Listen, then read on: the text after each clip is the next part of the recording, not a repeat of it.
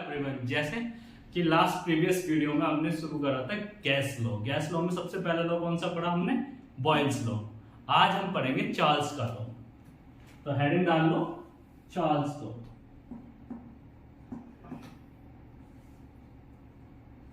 ठीक है, अब इन्होंने क्या कहा? बॉयल्स का कहना था कि अगर आप टेम्परेचर कांस्टेंट रखेंगे तो किसी भी गैस का वॉल्यूम इनवर्सली प्रोपोर्शनल होगा उसके प्रेशर के। ठीक है, इन्होंने क्या कहा? अगर आप इस बार प्रेशर को कांस्टेंट रखते हैं तो किसी भी गैस का वॉल्यूम जो होगा वो बढ़ेगा या घटेगा उसके इनिशियल वॉल्यूम के 1/273 टाइम्स, अगर आप 1 डिग्री टेम्परेचर घटाते हो या बढ़ाते हो। तो इन्होंने क्या बोला कि प्रेशर को अगर आप कांस्टेंट रखते हैं,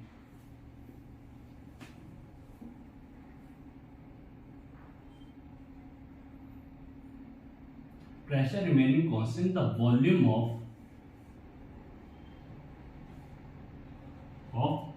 given mass of gas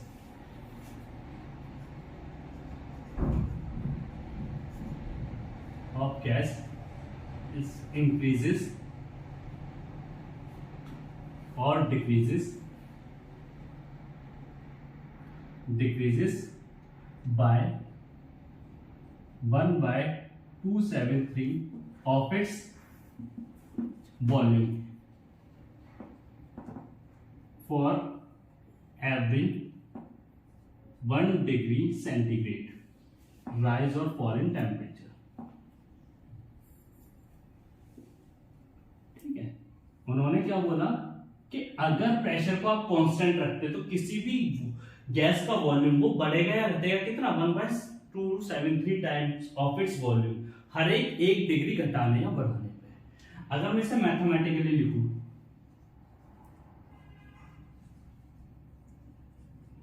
तो मैथमेटिकली ये कहना चाहता है कि जो वॉल्यूम है वो क्या होगा? अपने वॉल्यूम का 1/273 टाइम्स 1 डिग्री टेम्परेचर घटाने बढ़ाने पे बढ़ेगा या घटेगा। ठीक है, अगर यहां से मैं V0 ले लूं तो ये हो जाएगा, कोई दिक्कत तो नहीं। यहां तक किसी को कोई प्रॉब्लम नहीं। अब हम चलो थोड़े से फिर टेम्परेचर से चेक करते हैं इस लो को। तो मैंने पहले टेम्परेचर लिया T = 10 डिग्री सेल्सियस। तो यहां से वॉल्यूम क्या जाएगा? V0, सॉरी एक चीज बताना भूल गया, BT जो है वो कायदे में वॉल्यूम है of gas at T degree Celsius और V0 है volume of gas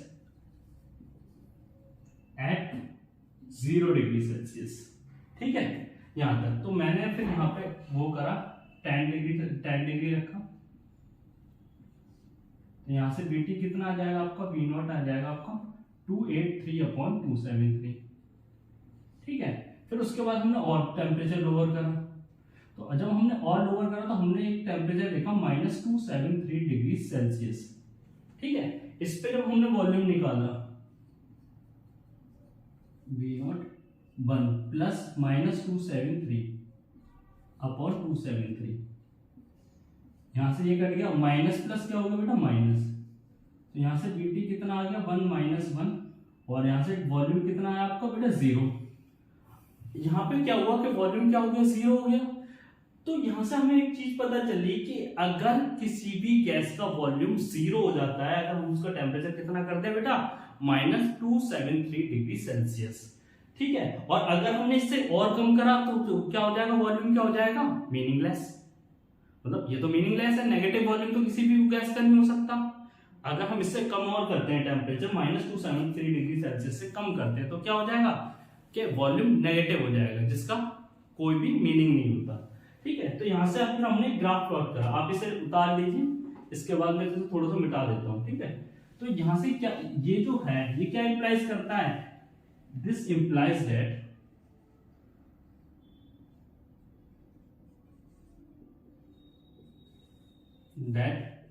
a gas at -273 degree Celsius will have zero volume।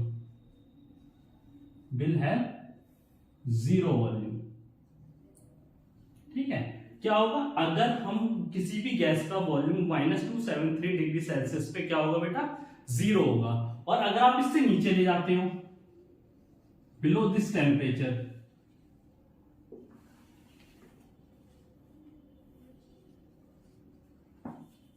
ठीक है, तो वॉल्यूम ऑफ गैस क्या हो जाएगा, negative. Volume of gas will be negative, जो क्या है एक तरीके से मीनिंगलेस है, विच इज मीनिंगलेस।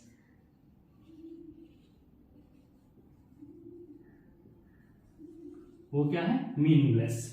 ठीक है, तो यहां से बड़ी दिक्कत आई कि अगर ऐसा पॉसिबल है तो ये लॉ तो कहीं ऐसा। अब एक चीज समझिए, कोई भी रेट ऑफ कॉन्ट्रैक्शन वॉल्यूम में इतना कोई भी को वो नहीं कर सकता कैलकुलेट, इतना रेट ऑफ कॉन्ट्रैक्शन कोई भी वॉल्यूम में क्या नहीं कर सकता, पता नहीं कर सकता कांस्टेंट प्रेशर पे। ठीक है, ओके। तो एक्चुअल प्रैक्टिस में क्या होता है कि एक्चुअली में होता भी क्या है कि जैसे अगर आप प्रेशर बढ़ाएंगे, कांस्टेंट कर देंगे, तो क्या होगा, इतना टेम्परेचर कम करने से पहले ही सारी गैस क्या हो जाएंगी, लिक्विफाई हो जाएंगी। तो ये तो पॉसिबल है ही नहीं। तो यहां से जब हमने ग्राफ बनाया तो ग्राफ भी इस तरीके से था।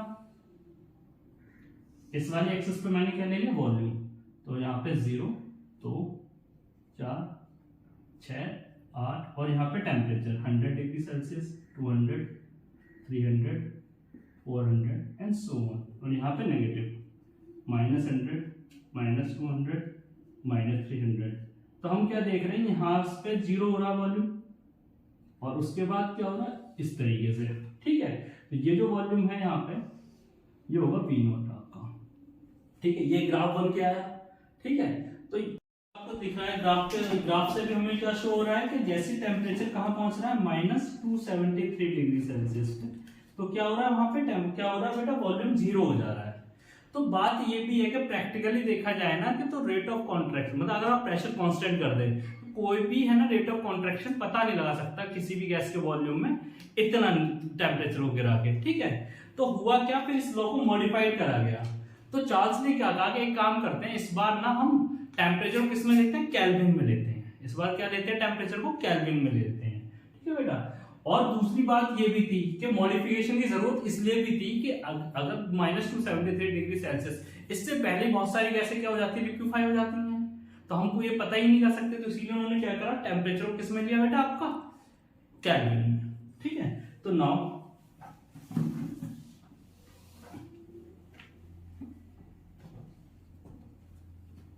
Temperature measured in kelvin. जब हमने टेम्परेचर को केल्विन में करा तो ये यही क्या बना, मॉडिफाइड फॉर्म बनी किसकी, Charles law of Charles law.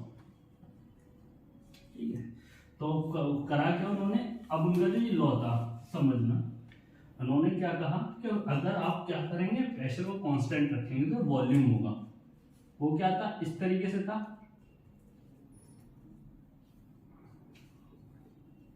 अब यहां पे मैं एलसीएम ले लूं तो V0 क्या हो जाएगा, 273 प्लस T अपॉन 273। अगर हम टेम्परेचर डिग्री सेल्सियस टेम्परेचर में अगर 273 प्लस कर दे तो वो क्या हो जाएगा बेटा, आपका केल्विन का टेम्परेचर, केल्विन टेम्परेचर हो गया अपॉन 273। तो यहाँ पे आपको पता है V0 0, V0 क्या है, कांस्टेंट है, 273 भी कांस्टेंट है। अगर मैं यहाँ से कांस्टेंट रखूँ तो यहाँ से क्या आ गया, V डायरेक्टली प्रोपोर्शनल क्या आ गया, टेम्परेचर के। तो नई डेफिनेशन आई कि अगर आप प्रेशर को कांस्टेंट रखेंगे तो वॉल्यूम जो होगा किसी भी गैस का, एक फिक्स अमाउंट गैस का, वो हमेशा डायरेक्टली प्रोपोर्शनल होगा टेम्परेचर के इन डिग्री केल्विन। यहाँ पे से स्टेटमेंट क्या है इस लॉ की, pressure remaining constant,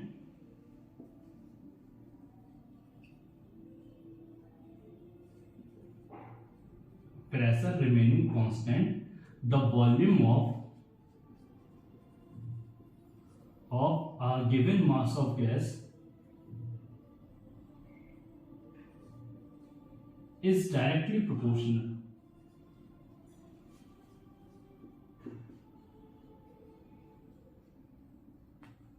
to the temperature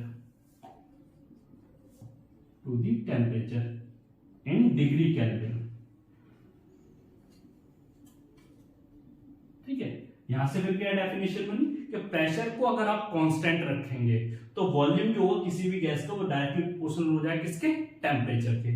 तो अगर मैं यहां से लेके आऊं तो V/T क्या होगा बेटा, कांस्टेंट होगा एट कांस्टेंट प्रेशर। ठीक है, अब इसके ग्राफ, तो इसका जो ग्राफ प्लॉट करा हमने,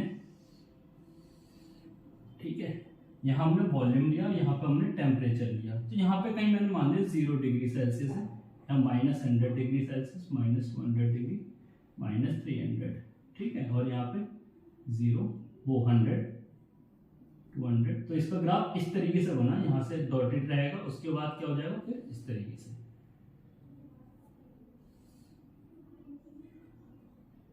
इस तरीके से V1, V2 और V3, वो सॉरी P1, P2, P3। कोई दिक्कत तो नहीं आता। ग्राफ, ये ग्राफ किस पे बना बेटा, कांस्टेंट प्रेशर पे बना। इसी ग्राफ को क्या कहा जाता है, आइसोबारिक ग्राफ। इसे क्या कहा जाता है, आइसोबारिक ग्राफ। क्यों, क्योंकि ये प्लॉट हुए किस पे, कांस्टेंट टेम्परेचर पे, प्लॉटेड ऑन कांस्टेंट टेम्परेचर, वो सॉरी कांस्टेंट प्रेशर। ठीक है, यहां तक तो कोई दिक्कत नहीं किसी को भी। अब आते हैं इसका एक्सपेरिमेंटल वेरिफिकेशन। तो एक्सपेरिमेंटल वेरिफिकेशन को समझाने से पहले एक एग्जांपल समझाता हूं। जैसे आप लोग कभी भी मतलब साइकिल में गर्मियों के सीजन में हवा भरवाने जाओ, तो जैसे ही आप हवा भरते हो तो तुरंत है ना, साइकिल वाला आपसे कहता है कि बेटा हवा कम रखना। कम क्यों रखना, क्योंकि जैसे ही आपका टेम्परेचर बढ़ेगा, आपको पता है गर्मी में टेम्परेचर कम या ज्यादा होता है, जैसे टेम्परेचर बढ़ेगा तो वॉल्यूम बढ़ेगा। अब गैस का वॉल्यूम बढ़ेगा तो वो क्या करेगा, टायर को एक्सपेंड करेगा, और टायर को एक्सपेंड करेगा तो आपका टायर क्या हो जाएगा, फट जाएगा। तो वो एक प्रैक्टिकल एग्जांपल है आपका इस चार्ल्स लॉ का। क्या वॉल्यूम क्या होगा, बढ़ेगा और अगर टेम्परेचर बढ़ता है। इसीलिए क्या करते हैं हम गर्मियों के सीजन में गैस को क्या करते हैं बेटा, कम डालते हैं टायर के अंदर। ठीक है, ओके। तो एक्सपेरिमेंटल वेरिफिकेशन के लिए आप ये लिख लीजिए, इसे मिटा देता हूं।